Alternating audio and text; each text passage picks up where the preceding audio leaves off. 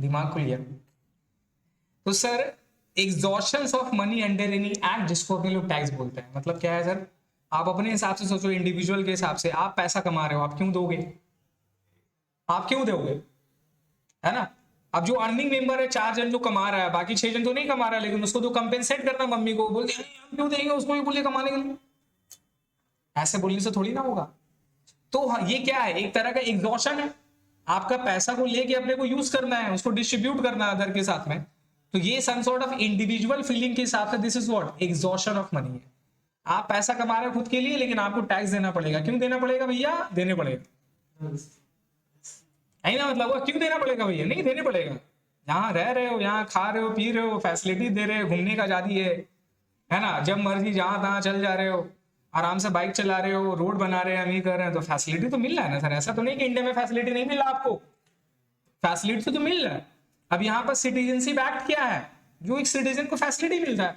जो फॉरेनर आता है, क्या उसको इंडिया में वैसा फैसिलिटी है जो आपके पास है? आप बोलेंगे सर क्या है, सेम तो ही है, हम लोग भी घूमते हैं, वो भी घूमता है, वो भी आता है, ये भी करता है, क्या अलग फैसिलिटी का बात कर रहे हैं? सर जो फॉरेनर आता है ना, वो यहाँ पे कोई प्रॉपर्टी बाई नहीं कर सकता, यहाँ पे प्रॉपर्टी सेल नहीं कर सकता। वो अगर फॉरेनर यहाँ आता तो वीजा लेके आता है, वीजा का गवर्नमेंट को पेमेंट करता है जितना वो दिन यहाँ पे रहेगा। वो यहाँ पे रहने के लिए, घूमने के लिए इंडियन गवर्नमेंट को पैसा दे रहा है। आप यहाँ इतने साल से रह रहे हैं, पैदा हुए हैं, मेडिकल में फ्री में हो गए, मेडिकल ये हॉस्पिटल वगैरह में फ्री में हो गए, कोई पैसा नहीं देना पड़ा आपको, है ना? स्कूल स्कूल में आपका फ्री मील प्रोवाइड हो रहा है, खाने का आपको जरूरत नहीं है भैया, बच्चा को खाने दे रहे हैं। एजुकेशन भी ऑलमोस्ट फ्री है, गवर्नमेंट स्कूल वगैरह का फीस 200-300 रुपया है। आपका बच्चों को पढ़ा रहे हैं, रोड बना रहे हैं, आपका बच्चा रास्ता में खेल रहा है, ट्रैफिक गार्ड लगा हुए हैं, आपका बच्चे का एक्सीडेंट नहीं हो, इतना सारा मेहनत करेंगे तो भैया पैसा तो दीजिए। बोलेंगे सर फैसिलिटी नहीं मिल रहा, ये तो फैसिलिटी है, फैसिलिटी नहीं है क्या?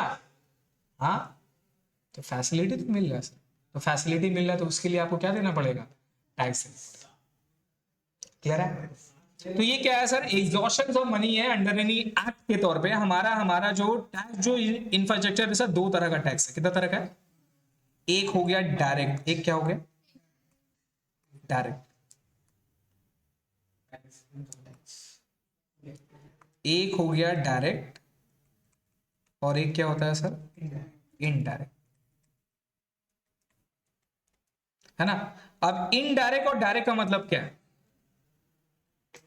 मतलब डायरेक्ट टैक्स और इनडायरेक्ट टैक्स का मतलब क्या? मतलब जो डायरेक्ट जाता है टैक्स लेते, वो हो गया डायरेक्ट टैक्स, और जो ऐसे ऐसे करके जाता है, ऐसे जो इनडायरेक्टली जाता है, वो क्या है? Indirect tax. यही मतलब हुआ, तो जो बड़ा सीधा जा रहा है रास्ते में वो डायरेक्ट टैक्स, और जो घूम के जा रहा है वो इनडायरेक्ट टैक्स। यही है क्या? यही है सम सॉर्ट ऑफ सम वे पे, बट एग्जैक्टली ऐसा नहीं होता है। तो मैं आपको अगर बता रहा हूं, तो हमारा इंडिया पे ना डुअल टैक्सेशन स्कीम है, जो कि थोड़ा कहीं ना गलत है। क्यों? क्योंकि हमारे देश को पैसा चाहिए। मैंने आपको रीजन बताया किस लिए चाहिए, मैंने आपको रीजन बताया कि किस लिए पैसा चाहिए भाई साहब। कमी हो रहा है, रेवेन्यू उतना जनरेट नहीं हो पा रहा है जो अपने लोग खर्च कर सके, तो अपने को तो पैसा चाहिए। तो पैसा चाहने के लिए गवर्नमेंट यहाँ पर 2 मोड में टैक्स लगाने के लिए मजबूर है। एक हो गया direct tax, that is tax on income. किसके ऊपर में? Tax on income. एक ह्यूमन बीइंग क्या करता है? 2 चीज करता है, पैसा कमाता है, खर्च करता है जिंदगी भर, इसके अलावा और कुछ नहीं। और कुछ है जी? हाँ, आप लोगों के पीछे में अभी खर्च हो रहा है, माँ बाप अभी खर्च कर रहा है, अब वो इन्वेस्टमेंट है या एक्सपेंस है, वो उनको बाद में पता चलेगा। सही बात बोले कि नहीं बोले? वो इन्वेस्टमेंट है या एक्सपेंस है, वो तो उनको बाद में पता चलेगा, लेकिन अभी फिलहाल के लिए तो एक्सपेंस हो रहा ना सर। और आप अगर टैलेंटेड है, नंबर अच्छा ला रहे हैं ना, मार्क्स अच्छा आ रहा है, चमचम लड़का भी टैलेंटेड है मेरा, तो सोचेंगे नहीं भैया ये इन्वेस्टमेंट है, ये इन्वेस्टमेंट है ना? तो नॉर्मली इंडिया में सब एक्सपेंस करता है, इन्वेस्टमेंट कम लोग सोच के करते हैं। तो ये भी एक्सपेंस है। तो आप लोग इनकम कमा रहे हैं, अभी आप लोगों को खर्च हो रहा है, लेकिन बाद में क्या करोगे? इनकम कमाओगे और फिर अपना जो फैमिली है उसको, उसके पीछे एक्सपेंस करोगे। तो direct tax basically tax on income में होता है, और indirect tax basically tax on expense पे होता है। किस पे बताइए? Of individual point of view. किस पॉइंट ऑफ व्यू पे बताइए? किस पॉइंट ऑफ व्यू पे? इंडिविजुअल पॉइंट ऑफ व्यू पे। तो इंडिविजुअल पॉइंट ऑफ व्यू पे आप याद रखोगे, इस देश में रहना है तो भैया इनकम में भी सॉरी इनकम में भी टैक्स देना पड़ेगा और एक्सपेंस में भी टैक्स देना पड़ेगा। आय रे बाबा समझ आता है। आप अगर दुबई में जाएंगे तो वहां पर क्या है, इनकम में टैक्स नहीं है, वहां पर टैक्स किसके ऊपर है, एक्सपेंस में टैक्स है। किसके ऊपर टैक्स है, एक्सपेंस में। इनकम में अभी तक वहां पर टैक्स नहीं आता, क्योंकि गवर्नमेंट वहां का तेल बेच के इतना रिच है, इतना अमीर है, उसको इनकम के ऊपर टैक्स करने की जरूरत नहीं, समझे। वो लोग तो तेल वाला है ना, हम लोग तेल खरीदते हैं उससे, लोग को तेल लगाना नहीं पड़ता, वो लोग तेल वाला है, वो बेच के अरे बाप रे बाप महल बना रहा है, नहीं बना रहा है क्या। कोई भी एक शेख को देखा वहां पर भीख मांगते हुए, इमेजिन करेंगे ना, शेख फिक पहन वहन के बेटा बैठा उठा है, दे दे बाबा, अल्लाह के नाम में कुछ दे दे बाबा कोई नहीं देगा। कहा जाता है कि वहां का जो भीख मांगने वाला बंदा है वो इंडिया में आके अपना 4 BHK फ्लैट ले लेगा सर, इतना पैसा हो जाएगा उसके बाद। अच्छा, भीख मांगने वाले से मेरे को समझ में आया बहुत इनकम है बॉस। हाँ मतलब ये भी आपका प्रॉफिटेबल नेचर ऑफ बिजनेस हो सकता है अगर आप इसको ऑर्गेनाइज स्केल में किए तो। इमेजिन आप हेड ऑफ भीख मंगा है, आपके नीचे में भैया 20-30 जन लोग भीख मांग के पैसा लाता है, उसका इनकम का 20% आप उठाते हो, है ना। How much you earning. एक भीख मांगने वाला जो भी आदमी है सर, कोई उसको 50 दे दिया, 100 रुपए दे दिया। देखिए यही अभी हो रहा है स्टोरी। अभी आप लोग जैसा कि यूट्यूब में ऐड देखे होंगे, है ना, सब बेटा बेचने मांग रहा है, सब स्किल बेच रहा है, एक्सेल सीख लो, ये सीख लो, टाइम मैनेजमेंट सीख लो, है ना, हम तुमको सुबह जल्दी उठा देंगे, ये सीख लो। सब बेच रहा है, सब यूट्यूब में, सब सब मार्ज स्केल में, सब सब बेचने में लगा हुआ है। और यूट्यूब में आता है ना तो आप उसको स्किप भी नहीं कर सकते, सर्टेन पॉइंट में आपको देखना पड़ा, तो वो ऐड कर रहा है और बोलता है कि हमको 10,000 का कोर्स हम हमको 100 रुपए में दे रहे हैं। ऐसा आता है ना सर, 10,000 का कोर्स हम हमको 100 रुपए में दे रहे हैं सिर्फ 1 घंटा के लिए, अभी करना ऑफर अभी तक है, अभी तक है। और वो देता भी है, वो 3 घंटा का वो क्लास लेता है, 1 घंटा का क्लास लेके आपने 100 रुपए दिए, इनरोल का 100 रुपए तो क्या है, चल भैया सुबह उठ जाएंगे इस हिसाब से कुछ बता दे सर, सुबह उठने का प्रॉब्लम है बता दिया, आप 100 रुपए लेके रजिस्ट्रेशन कर लिए, और वो बंदा 1 घंटा 2 घंटा आपको ऑनलाइन क्लास वगैरह दे के आपको समझा दिया। आप थोड़ा सेटिस्फाई में, कुछ लोग सेटिस्फाई नहीं में, लेकिन वो देगा ही क्लास, बताएगा। वो 100 रुपए सिर्फ आपसे कमाया है। एक बैच में वो 3 घंटा का सेमिनार में 5,000 लोग ज्वाइन किए, 1 घंटा में वो 100 रुपया से 5,000 लोग को ज्वाइन करा के कितना कमा लिया, 5 लाख रुपया कमाया है 1 घंटे में। वीक में अगर वो 2 सेमिनार ले लिया तो 1 हफ्ते में वो 10 लाख रुपया कमाया, 1 महीने में वो 40 लाख रुपया कमाया, 1 साल पे वो 2 करोड़ 40 लाख रुपया कमाया, 4 करोड़ 80 लाख रुपया कमा के बैठा हुआ। क्या करके, 1 घंटा बेच के, भीख मांग के, in short of Marge scale में भीख मांग के, 100 रुपये ही उसका मार्ज, 100 रुपये उसका रेवेन्यू है, 100 रुपया कमा के वो साल का 5 करोड़ रुपया कमा रहा है। यही है, यही स्ट्रैटेजी है। मैं जो यूट्यूब में जो वीडियो आता है ना, ये ऐड पैड 100 रुपए में ले लो, ये ले लो वगैरह, मैं उसको भीख मांगा ही बोलता हूँ, भैया भीख मांग रहे लोग। हमारा भीख मांग तो जो मांगता है वो मतलब इस लेवल में है, लो लेवल में, आपका फिजिकल लेवल में, बड़ा वर्चुअल लेवल में भी मांगता है, 100 रुपए ले लो, ये सीख लो, वो सीख लो। तो भैया भीख मांगने वाला का कॉन्सेप्ट है, एक बीच में एक आया था, एक भीख मांगा वाला टैक्स दिया है रेट पड़ा था उसके ऊपर में, साला 70 लाख रुपए मिला था उसके पास से चिल्लड़ 70 लाख रुपए का चिल्लड़ मिला था उसके पास। इनकम टैक्स लगा तो पैसा आया, भैया कमाए, अर्निंग है मेरा, मेरे को टैक्स देना है, मेरे को टैक्स देना है, मेरा बेटा लिमिट 2.5 लाख रुपया है, हम साल का 70 लाख रुपए कमा रहे भीख मांग के, तो टैक्स देना है मेरे को, टैक्स फाइल किया उसका, वो टैक्स दिया, वो बोला तुमको पैसा चाहिए कि नहीं चाहिए, हाँ साहब चाहिए, तो भीख मांगा है, हम टैक्स दे रहे थे, बोले हम तुमको सैलरी दे रहे हैं सर, नहीं समझे, हम 15 लाख रुपए दे रहे हैं, तुम्हारा 15 लाख रुपए सैलरी, हम तुमको सैलरी दे रहे हैं, इज्जत करो बेटा मेरा, हम भीख मांगने वाला नहीं है। समझ में आ रहा है, तो ये स्किल्ड होता है। तो सर हमारा हमारा डायरेक्ट टैक्स का मतलब यहाँ इनकम में आता है सर, इनकम टैक्स किसके ऊपर, तो डायरेक्ट टैक्स में आप लोग क्या पढ़ेंगे, इनकम टैक्स। डायरेक्ट टैक्स में क्या पढ़ेंगे बताइए, इनकम टैक्स। और इनडायरेक्ट टैक्स में अपने लोग क्या पढ़ेंगे, इनडायरेक्ट टैक्स में पहले बहुत सारा था, अभी यहां पर है जीएसटी। क्या है सर, जीएसटी, ठीक है। तो आपका इंटायर 4th और 5th सेमेस्टर मिला के आपको इनकम टैक्स, जीएसटी और एक टैक्स बोलते हैं कस्टम ड्यूटी, क्या बोलते हैं बताइए, कस्टम ड्यूटी। ठीक है, ये 3 एक्ट ही आपको पढ़ना है। एक तो 4th सेमेस्टर में जो आपका कवर है, इसमें बेसिकली आपका इनकम टैक्स कवर है, और 5th सेमेस्टर में आप लोग जाओगे ना तो इनकम टैक्स, जीएसटी और कस्टम ड्यूटी भी कवर होगा। ठीक है, ये अपने को रीड करना है। Now what is mean by income tax, है ना? तो इट्स अ डायरेक्ट टैक्स। तो इनकम टैक्स का मतलब क्या होता है? That is tax on income, tax on income earned by person,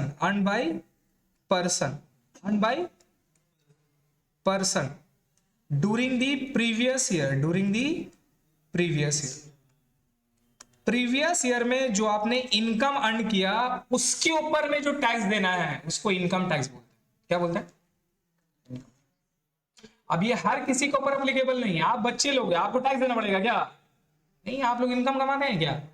income नहीं कमाते तो इनकम टैक्स लगेगा क्या? नहीं लगेगा। सर आपको लगता है क्या? हाँ सर, हाँ सर, मेरे ऊपर लगता है सर, इनकम टैक्स लगता है, बिकॉज मैं पैसे कमा रहा हूँ, मैं इनकम कर रहा हूँ, तो मेरे ऊपर में इनकम टैक्स लगता है। लेकिन सबके ऊपर नहीं लगेगा, इसका एक लिमिट है। क्या ऐसा लिमिट है? 2.5 लाख का। कितना रुपए का?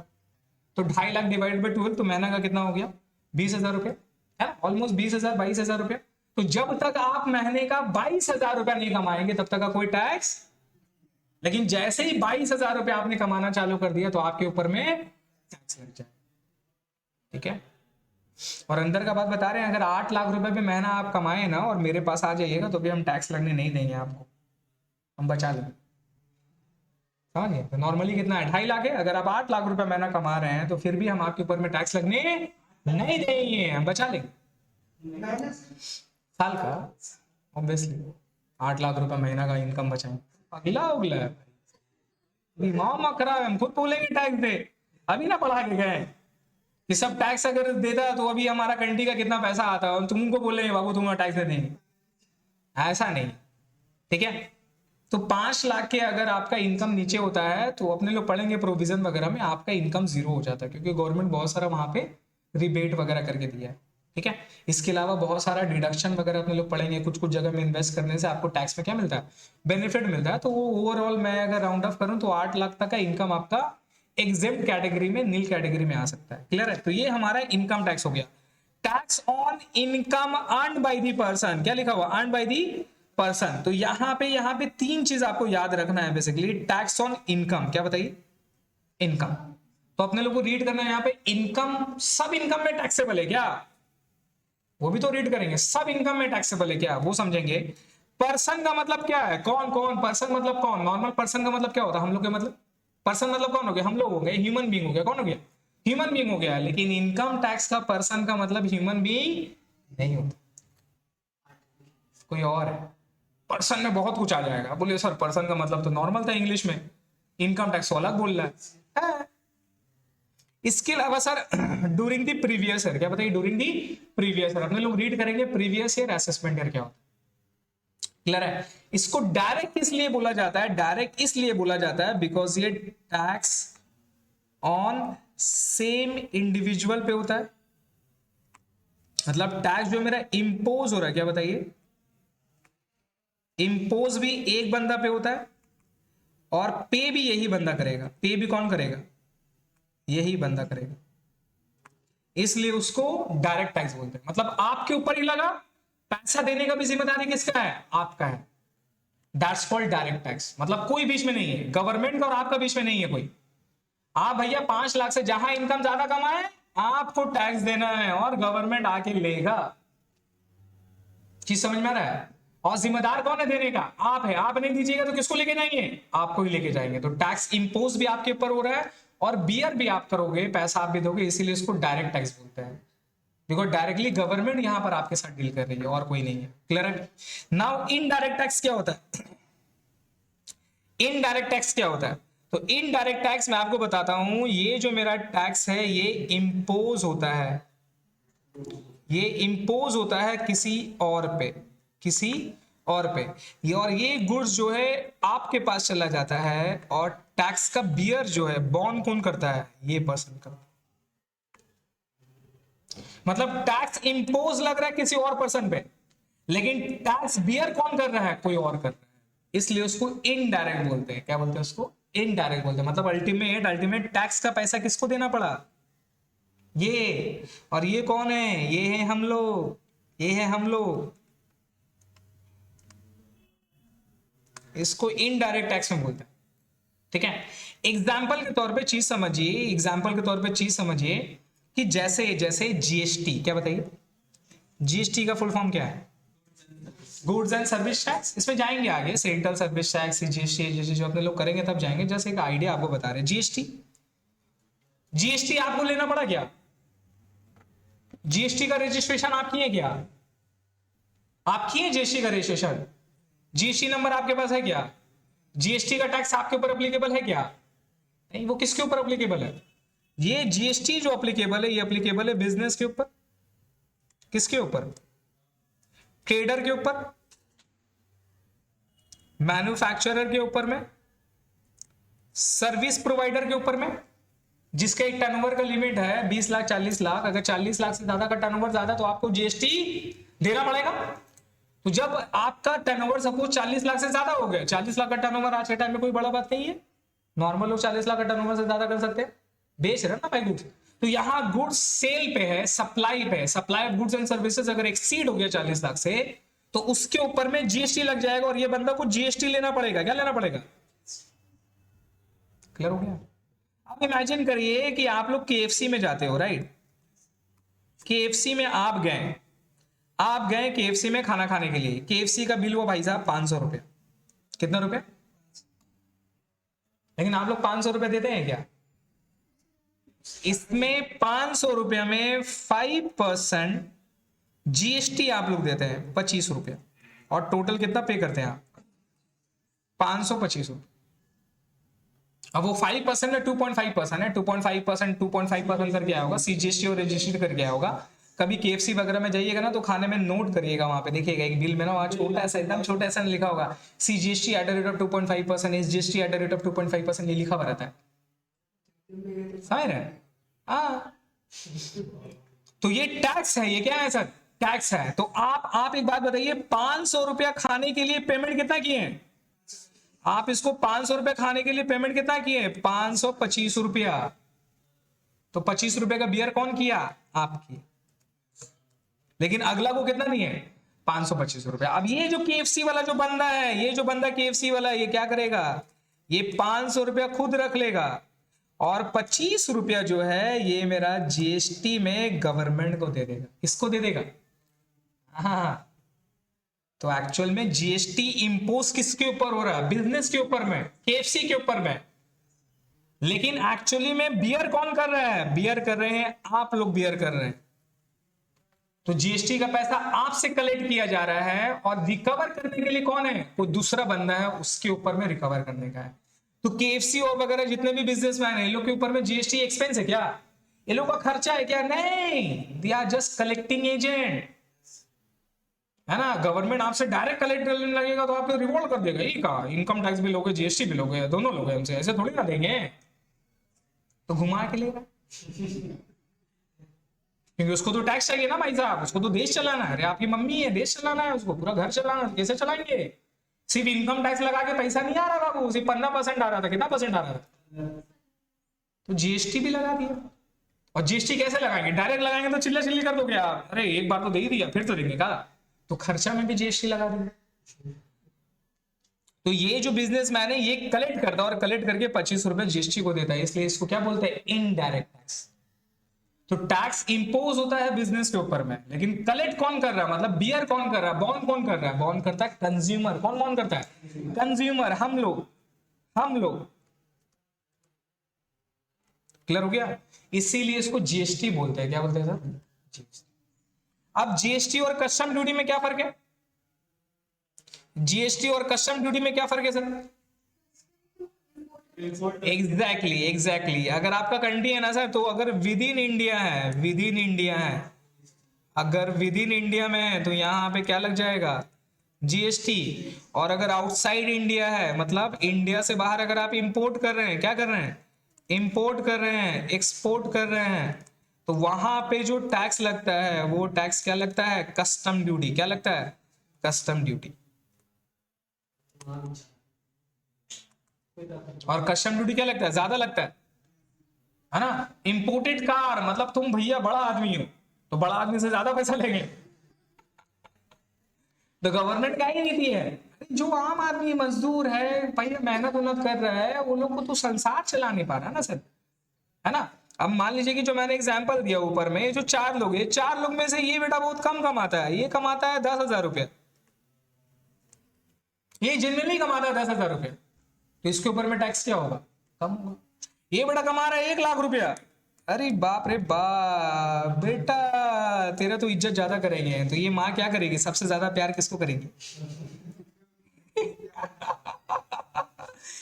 ये जो मम्मी है सबसे ज्यादा प्यार किसको करेगी, 1 लाख रुपया महीना कमाने वाला है भाई साहब, इसको तो एकदम इज्जत से रखना होगा, इसको एकदम खातिरदारी करना होगा, थोड़ा आओ भगत करना होगा, समझ। इसलिए जितनी भी गवर्नमेंट है हमारी, गवर्नमेंट क्या करती है, जो जो बड़े बड़े कॉर्पोरेट वगैरह है उन लोगों को क्या करती है, मेक श्योर कि उन लोगों को बिजनेस में कोई प्रॉब्लम नहीं हो, उन लोगों को फैसिलिटी देती है गवर्नमेंट, उन लोगों को प्रॉब्लम रहेगा तो फिर दिक्कत क्या होगा, कंट्री को होगा ना भाई साहब। अगर गुस्सा हो सके बोले नहीं हम जा रहे घर छोड़ के, हम जा रहे हैं, हम नहीं रहेंगे, हम जा रहे हैं दूसरा घर में, हम नहीं रहेंगे आपके साथ, क्या होगा, 1 लाख रुपए का 30% बेटा 30 चल जाएगा, तो मम्मी को दिक्कत होएगा ना सर। तो उन लोग को थोड़ा प्रिविलेज देते हैं, थोड़ा अच्छा रखते हैं कि भैया आप खुश रहिए और आप और ग्रो करिए, 1 लाख से 2 लाख रुपए कैसे बनाइए, और 1 लाख से 2 लाख रुपए बनाने के लिए हम क्या कर सकते हैं, ये समझिए, मम्मी क्या कर सकती है वो बताइए। तो मम्मी सुबह सुबह उठ के टिफिन देती है, आप बोलिए बेटा जा, 10,000 वाला को नहीं देंगे, कमा दे पहले फिर देंगे, जा ऐसे। हम मान लीजिए कुछ अच्छा खाना पकाना है, कुछ अच्छा खाना पकाना है, तो किसको देखेंगे अपने लोग, है ना। बेटा कल क्या खाओगे, अम्मी ये बना दीजिए ना, अच्छा ठीक है बेटा बना देंगे, ये बेटा बोला नहीं अम्मी नहीं खाएंगे, बस आ गया यहाँ से क्या।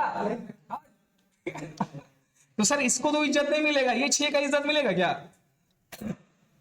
ये 6 का कोई बात है क्या, नहीं खाना मिलना ना, रहने का जगह मिलना, तो मेडिसिन मिलना ना टाइम से, बस बस बस वही यार, ज्यादा नहीं, समझ में आ रहा है।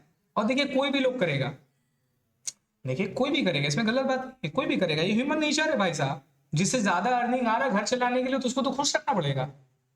हाँ अब ऐसा भी नहीं करना है भैया, इसको खुश करने का चक्कर में ये लोग का एकदम मार दिया लोग, साला भूखा मर दे लोग, आज पैसा नहीं देंगे, आज खाना नहीं दे लोग, जो करना है कर ले, आज नहीं देंगे। तो मम्मी ऐसा करती है क्या, ये नहीं करना चाहिए, अगर ये हो रहा है तो भैया गलत, समझ रहे हैं। तो अगर कोई इंपोर्ट करके ला रहा है देश के बाहर से, कोई सामान खरीद के ला रहा है, मतलब ज्यादा पैसा वाला है भाई साहब, तो गवर्नमेंट क्या कर रहा है, उसमें टैक्स भी ज्यादा चार्ज करता है, नहीं नहीं तुम बहुत पैसा कमा रहे हो तो हम कस्टम ड्यूटी भी चार्ज करेंगे, क्या चार्ज करेंगे, कस्टम ड्यूटी भी चार्ज करेंगे। और मजा का बात ये ना, उन लोग में जीएसटी भी चार्ज होता है, लेकिन पता नहीं उन लोग को जीएसटी भी लगता है, जीएसटी का नाम चेंज करके उसको बोल दिया सीवीडी, क्या बोल दिया, काउंटर बिलिंग ड्यूटी बोल के बेटा जीएसटी भी चार्ज करता है उसमें, ये समझे। कस्टम ड्यूटी 10% है, सर चार्ज वगैरह वहां पर भी है, सी एच बोलते हैं, इसके अलावा में जीएसटी भी चार्ज कर रहा है उसमें, लेकिन उसको ना चोला पहना दिया, ये समझे। अगर जीएसटी बोले तो झगड़ा होगा, जीएसटी भी लोगे नहीं, तो उसको चोला पहना दिया, सीवीडी बोल के, क्या बोल के, काउंटर बिलिंग ड्यूटी बोलकर उसको जीएसटी भी चार्ज कर देते हैं। और पता चला कि भाई जो गाड़ी आप 1 करोड़ रुपए का खरीदे थे उसमें इंपोर्ट ड्यूटी 1.2 करोड़ हो गया, और आपका इंडिया का ऑन रोड प्राइस 2.2 करोड़ हो गया। मतलब एक इंपोर्टेड गाड़ी, जैसा रोल्स रॉयस वगैरह यहाँ पे मैन्युफैक्चरिंग सेटअप नहीं, यहाँ नहीं बनता है, तो आप इंपोर्ट करते हैं, उसका गाड़ी का कीमत 5 करोड़ रुपया है, उसके ऊपर में एज एग्जांपल दे रहे हैं इंपोर्ट ड्यूटी आपको लग गया भैया 6 करोड़ रुपया, 11 करोड़ रुपया इंडिया का दाम हो। रोल्स रॉयल चलाओगे, अच्छा ठीक है, पैसा दो, कहाँ चलाओगे, मेरा मेरा घर में ना चलाओगे भाई, कहाँ चलाओगे, मेरा घर में ना चलाओगे, मेरा सड़क में ना चलाओगे, फैसिलिटी दे रहे तुमको, तुम्हारे लिए रोड बनाएंगे, मक्खन जैसा चलाओगे, मजा आएगा, पैसा दो, समझ में आ रहा है। ये सारा स्ट्रेटेजी है, इसलिए अपने लोग कस्टम ड्यूटी हेवी चार्ज करते हैं। क्लियर हो गया सर। तो डायरेक्ट और इनडायरेक्ट में, तो आपका जो सिलेबस है, आपका जो सिलेबस है इंटायर सेमेस्टर में, वो पूरा सिलेबस आपका डायरेक्ट टैक्स में है, किसमें बताइए, डायरेक्ट टैक्स। क्लियर हो गया, कितना बजेगा, यहीं तक रखे, यहीं तक रखे। तो सर आप लोग का